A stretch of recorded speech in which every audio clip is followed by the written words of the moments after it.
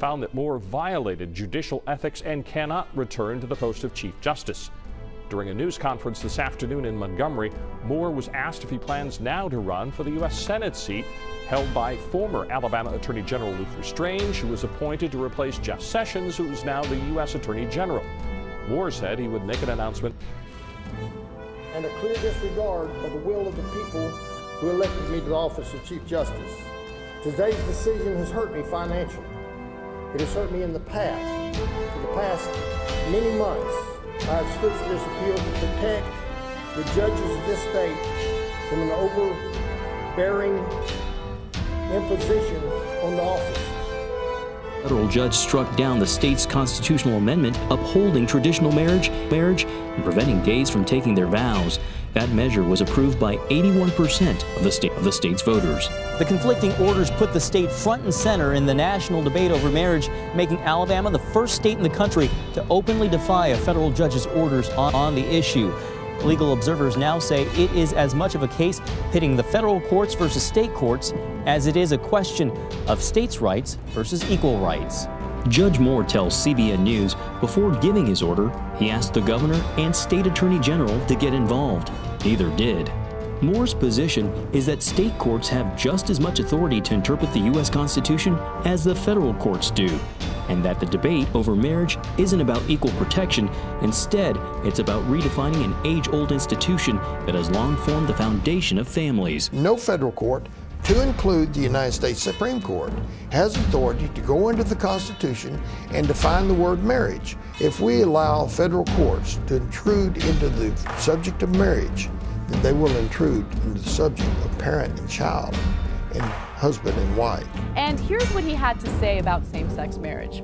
You're taking any definition of a family away.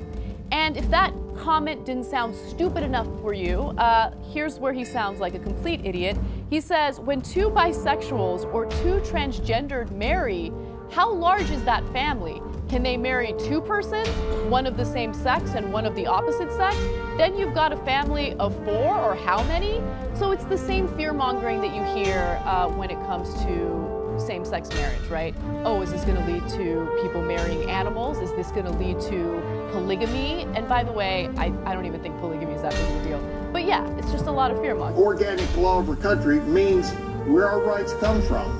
And if they come from there, men can't take them away. Our rights do not come from God. That's your faith. That's my faith. But that's not our country. Well, our laws now come that's from not the a matter of faith, collective sir. agreement and compromise. It's not a matter of faith, sir. It's a matter of organic law, which states we hold these truths to be self-evident, that all men are created equal and endowed by their Creator with certain inalienable rights. That among these are life, liberty, and pursuit of happiness. And the only role of government, as stated in the next sentence, is to secure those rights for us. Nowhere when government starts taking those rights away from us, then it's not securing and enforcing. Take the rules of your religion and you put them on everybody else. That is not what we do in this country. Your definition of marriage is based on your faith. You've said it 100 times that it is derived from God. That is not how it works here, and you know that. Equal protection applies to all by compromise, and you would need to even have a rational basis for why it can only be between a man and a woman, and all you can say is, because God said so. It's always been that way.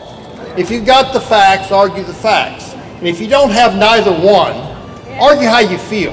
And that's basically what the JIC has done, and the SPLC, the Southern Poverty Law Center, whose business is right around the corner here.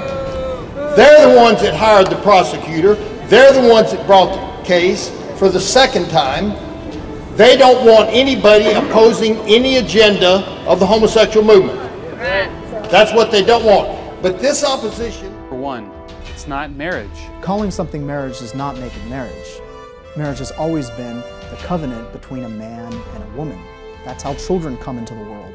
That's how families are formed. A man and a woman has nothing to do with it. Why does that, nothing to do with it. Why does that offend you? Shame on your definition of marriage.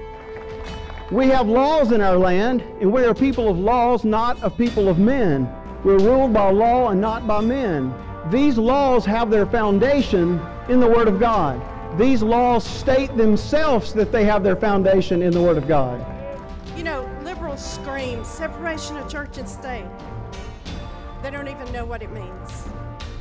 They have complained that we should stay out of their bedrooms, but now they're coming into our back